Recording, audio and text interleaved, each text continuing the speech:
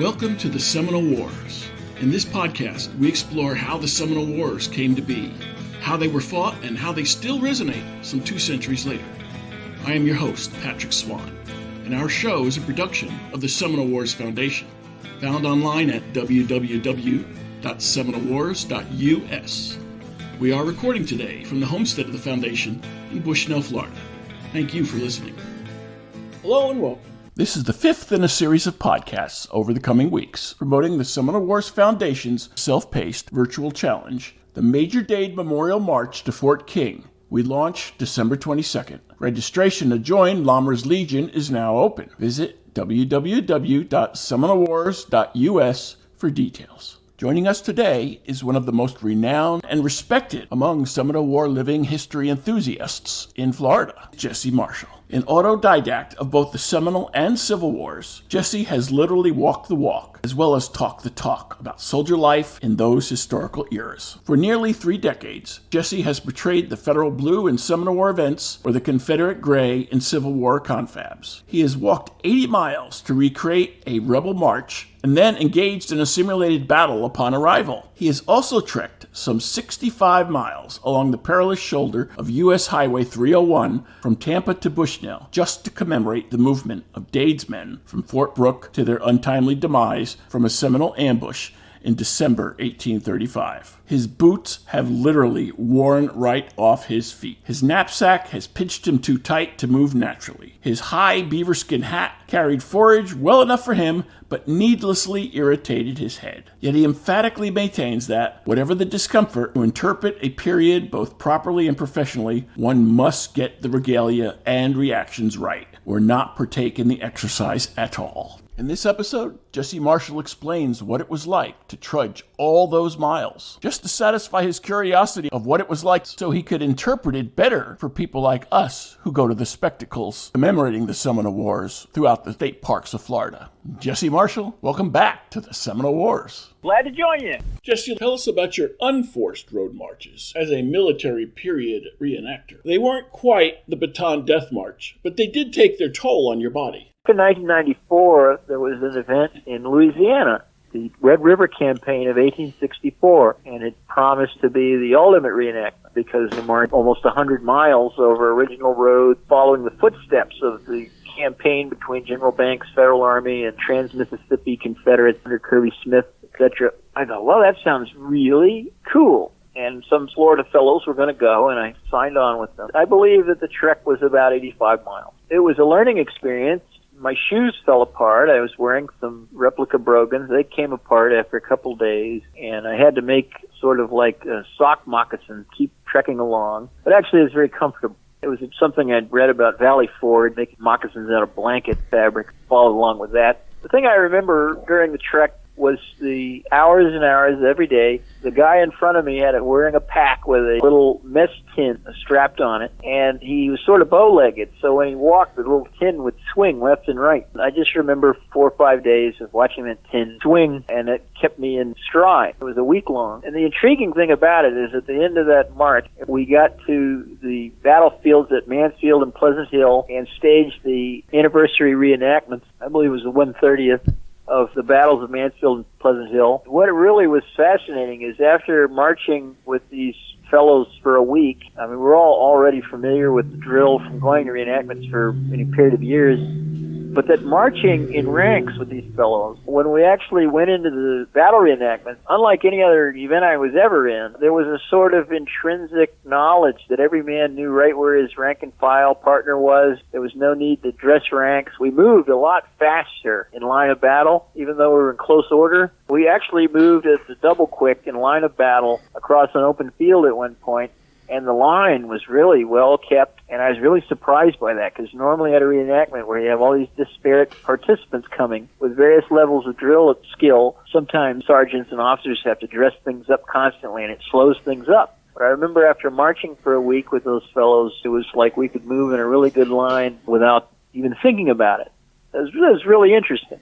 Also, when the skirmishing started, we didn't keep close order. We actually hunkered down and were moving in more of extended order, although we were close. And that was mainly to move quickly over broken ground. much like what the Seminole War veterans were describing, the need to form extended order to move through broken ground. And in the Civil War, it was the same. General Sherman mentioned that he was surprised at Resaca in 1864 to see the Western Federal troops, or at least watch certain troops, their battle lines would dissolve into powerful skirmish lines as they closed near the enemy. And he thought that was odd, but he was assured that they could deliver their firepower and shock with equal ferocity in that order as they could by trying to maintain a line on broken ground. This was not your only opportunity to show your dedication to the craft. Not willing to leave well enough alone, a few years later you accepted the challenge of walking in the steps of Dade's March, which marked the start of the Second Seminole War. Subject came up with some fellows, like what if a small squad of us were to do the Dade trek from Tampa up to the Dade battleground, and if Tampa Tribune would cover it, it would be some more PR for the event and something to do. So some of the fellows signed on. Now the difference from Red River was when I went to Red River, my head was filled with all the knowledge from reading Worsham's Jackson's Foot Cavalry, and I applied a lot of tricks. I did not carry a knapsack. I only carried a blanket roll, a very comfortable set of equipment, no change of clothing, essentially as the Confederate Army describes their circumstance. When we were going to do the Dade March, it was, of course, we were playing regular troops. And the regular troops were held to a different state of discipline than the armies of the 1860s, the volunteer army. So, okay, we're going to wear the knapsacks, we're going to have the full equipage of Dade's command, and we're going to do the trek so far as we are able. Now, my understanding is that when Frank Laumer and other reenactors, the pioneering fellows, did the Dade trek back in the 1980s, they really did trek the distance, and they followed rural routes. They passed through some farmland and things of that nature. Well, when we organized this, by necessity, we didn't have a lot of time, and so we decided just to follow 301. And by doing the 301 route, we would set up a living history encampment at certain points, advertised for the event. The Tribune caught up with us at Fort Foster, about 25 miles out, and they were there when we were patching up our feet and everything. Well, I will say this, not far beyond Fort Foster, this 301 idea proved to be interesting in that we were trekking along the side of the road and a rock truck turned over on 301, nearly crushed a couple of us. And we had nothing to do with it. The truck had an incident with a car in its front, and we just happened to be near the side of the road. It was obvious that 301 is very dangerous for pedestrians and bicyclists. It really is. What we decided to do after that is, through the more urban along the route, we used a van from one of our chase vehicle vans, and we just rode our squad through the worst traffic bottleneck, and then they would jump out and trek during the day, and then we camped at the several points along the way. We got to the event. Now, I had pretty bad blisters on that trek, and I had to go to work on Monday, so I sat the battle reenactment out, healed up. What insights did you gain from both marches, in particular about the wearability of soldiers' knapsacks at the time? At Red River, most of the reenactors were older gentlemen, a lot of Vietnam veterans. That was 1994. Most of us doing Confederate were wearing blanket rolls and not a lot of equipment. We were told, however, that a lot of the Union reenactors had been forced to fall out because they were wearing the knapsack and things like that, and it proved too much. And I didn't know what to make of that. But when we did the Dade March, we all wore the knapsacks, and we had them packed, the blankets in them and the greatcoat strapped on top and spare equipage inside them. Boy, those knapsacks are murder, that's for sure. We had one of our guys had to go get a cortisone shot because he couldn't feel his arm after marching a day with that knapsack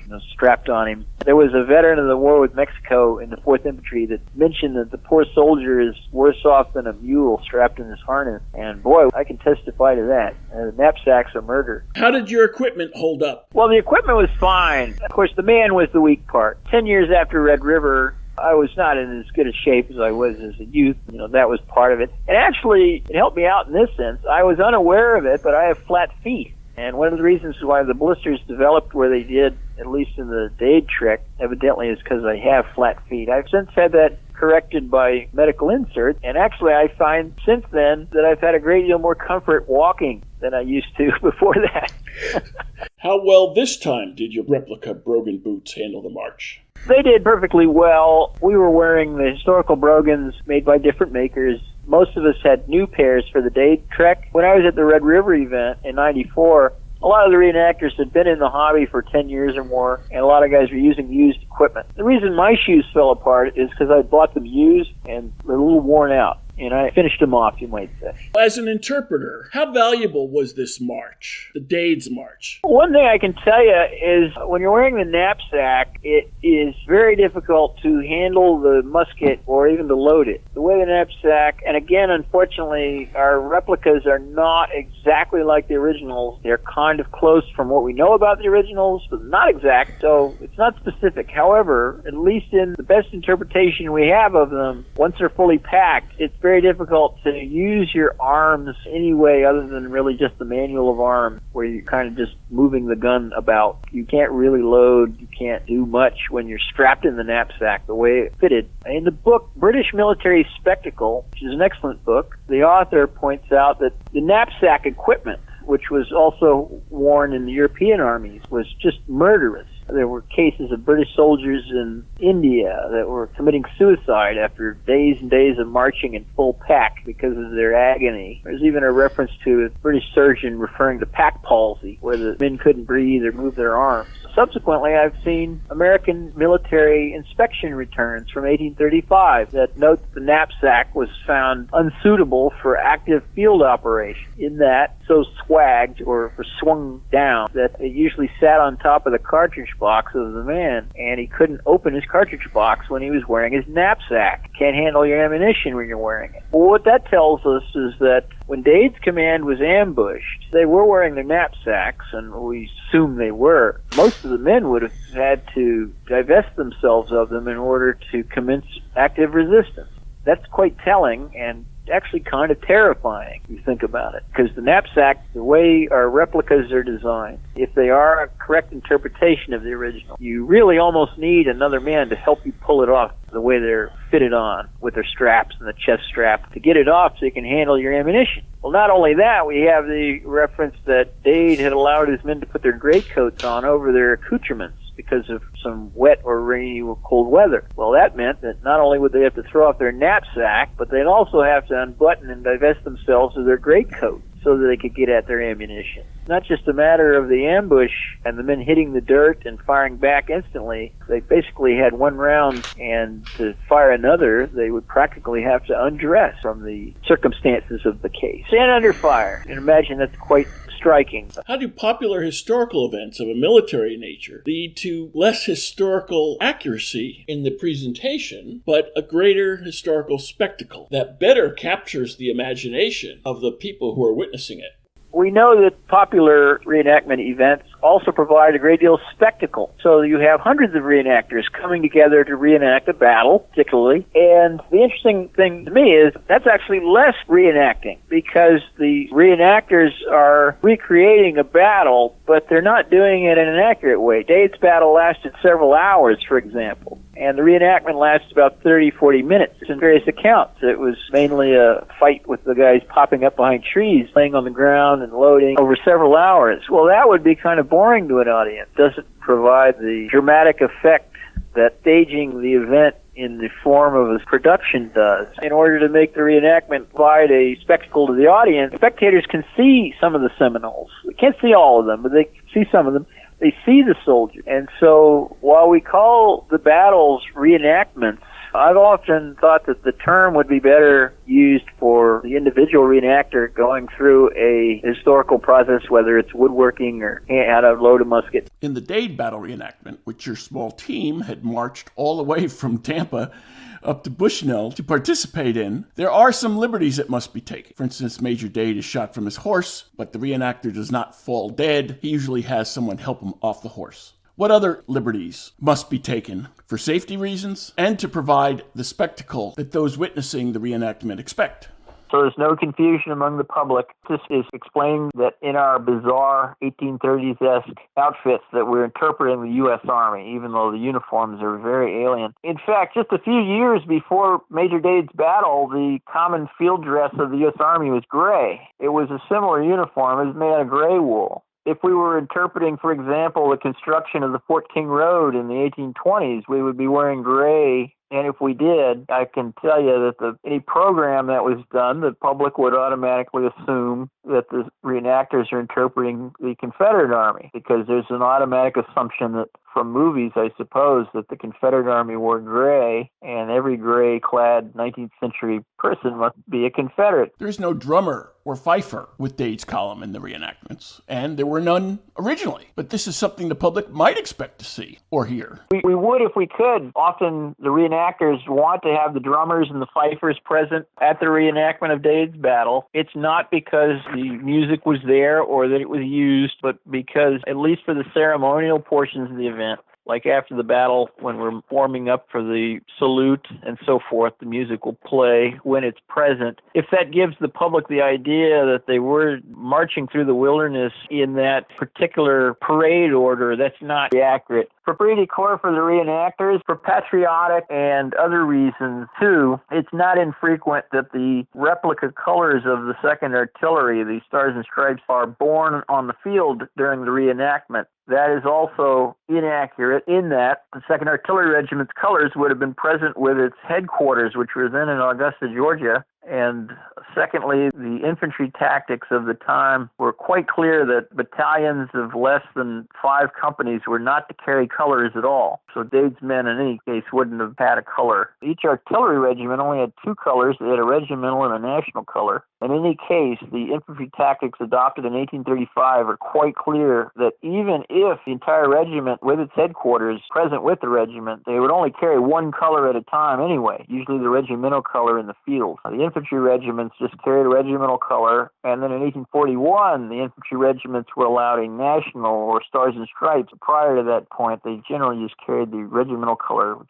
had an eagle on it and a scroll with the regimental name. But again, a battalion of less than 5 companies was not to carry a color for multiple reasons. Namely, you had to form a color guard around it, and so you're pulling corporals out of the ranks of a handful of companies. And secondly, by law, a battalion of militia, for example, was 5 companies strong. And even though the regular army allowed only 1 color for each regiment, at least when it was maneuvering, even if it had 2 colors for parade, militia law allowed for 2 colors, 1 for each battalion of militia of 5 companies. But the regulations and the drills are quite clear that any battalion of the army below 5 companies was not to carry any color at all. Some people who come to see the spectacle may misinterpret what you're doing or misunderstand what you're trying to do. How do you handle that? Do you take any offense? I, for one, don't mind. I try to never assume that anyone in the audience is aware of what I'm interpreting. Without being too verbose, I hope. I usually try to keep my spiels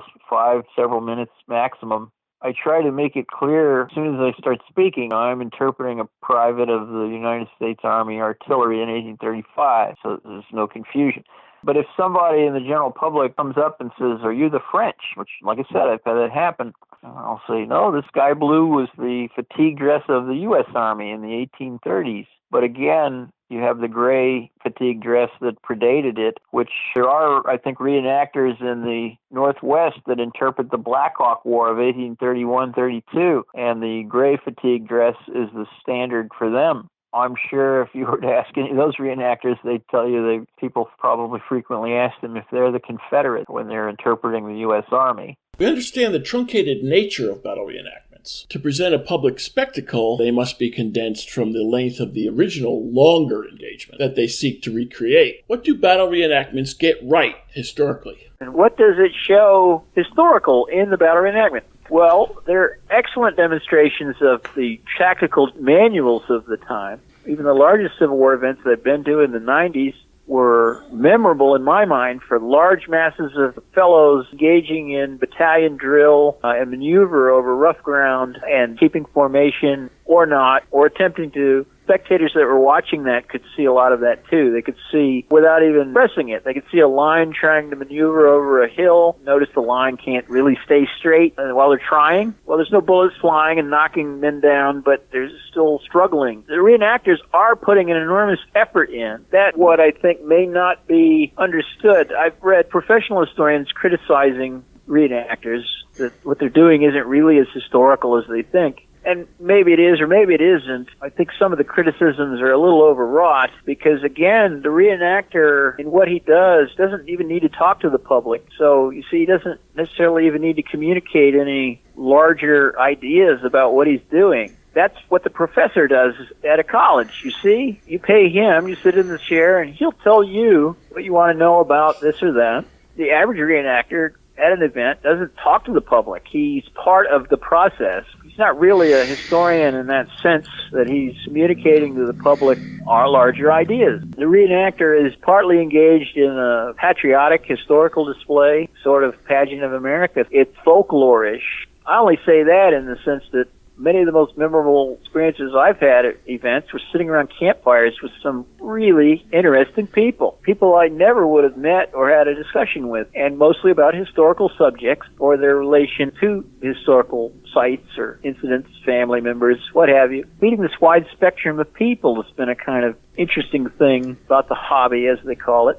Although we hear living history and reenacting used almost synonymously, they do have specific function and are not all that similar in their purposes. In the jargon of the hobby, living history is the term usually used to describe an individual interpreter or group of interpreters that are interpreting specifically the functions of a military unit, how they drilled, how they equipped themselves, they camped, or a farmer, what he did historically. Battle reenactments, by and large, are means of drawing an audience. They can give an idea of the battles they're interpreting in the sense that the reenactors are largely dressed in a mode that's similar to the historical dress used on the battlefield. They're using the weapons essentially used on the battlefield. They're familiar with the tactics that train the soldiers.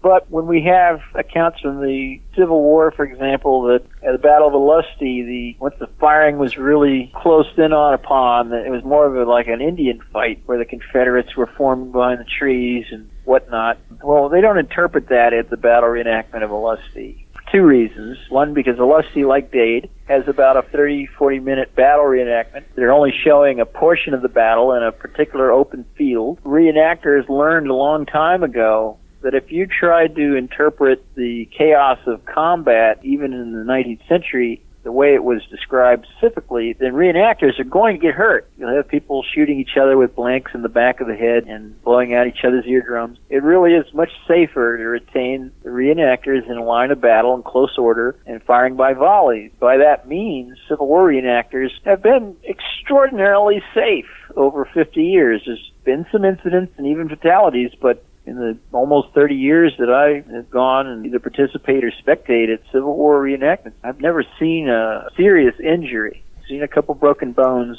from falls from horses, but never a significant injury from the use of the historical guns. That kind of amazes. What term would you use if not battle reenactment? Reenactment, of course, is a pop culture term, and it can't be changed any more than living history is used. I always had a personal preference for the 19th century term sham battle. That's the term that was used by militiamen and military men in the 19th century in America, anyway, to describe holding a public battle reenactment or scenario. They did it back in the 19th century. The militia would hold musters, and occasionally, for amusement, they would have blanks and they would engage in a mock battle as a means of enlivening their program. The Civil War, at least in the Confederate Army, I'm sure that the Federals did it too, but I've read about the Confederates particularly having blank firing sham battles as sort of tactical training processes for actual combat. Sham battle wouldn't be popular with historical reenactment. It's not a real battle, it's a sham battle. The public should come because it's an authentic reenactment of the battle. Well, it is authentic. It is in itself authentic, but I think you understand my point. It seems to contradict the term historical reenactment to have a sham battle. Sham has negative connotations. In the Army, if they say you're shamming, it means you're goofing off. Well, yes. Reenactors take their hobby seriously, and I'm a reenactor hobbyist as well. And I don't begrudge anyone their hobbies. Now, that being said, most of the events that I go to are on state or federal property, and so I'm usually reenacting in conjunction with volunteering. I've never partaken in the Seminole tribe's own programming, like the Kissimmee Slough Shootout event they held in the past. I know many of the reenactors that have gone down for that. I mainly do the state park event. I continue with it in part as a civic function of sort of volunteerism on my part. Reenactments are an important part of fundraising for museums and battlefields. In fact, a big part of fundraising for many places tied in with staging one. The battle reenactment is designed in part for commemoration. It's designed in part for public consumption as a pastime and amusement. That was another thing I liked about Seminole War reenact. In the original newsletter for the soldier reenactors, Kent Lowe put out editorials that clarify that reenacting, it's best if we use the functions that we can demonstrate. If we employ it to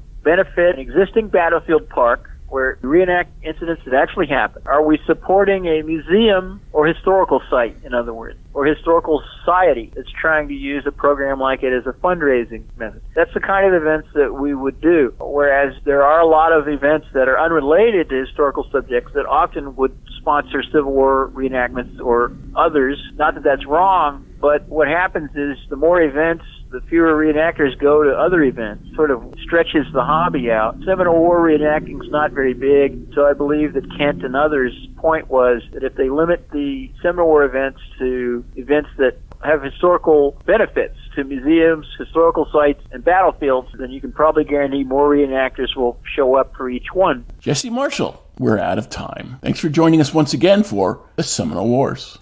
Yes, it's been a pleasure. If you enjoyed this show, please take a moment to like us on Facebook at Seminole Wars Foundation.